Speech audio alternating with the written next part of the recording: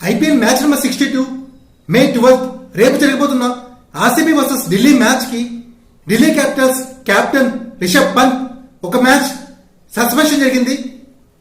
Actual గా దీనికి కారణం మే 7 జరిగిన Delhi Capitals versus RR match లో స్లో ఓవర్ రేట్ కారణంగా రిషబ్ పంత్ రేపు జరగబోయే మ్యాచ్ కి సస్పెండ్ అయ్యాడు.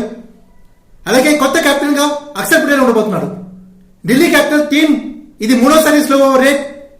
ఫస్ట్ టైం కెప్టెన్ కి ఫైన్ వేస్తారు, సెకండ్ టైం కెప్టెన్ కి అలాగే టీం ప్లేయర్స్ కి ఫైన్ వేస్తారు, థర్డ్ టైం జరిగితే కెప్టెన్ కి 30 lakhs, అలాగే ప్లేయింగ్ 11 ఇంక్లూడింగ్ ఇంపాక్ట్ ప్లేయర్ కి 12 lakhs లేదా 50% మ్యాచ్ ఫ్రీజ్, అలాగే కెప్టెన్ మ్యాచ్ నుంచి సస్పెండ్ అవుతాడు.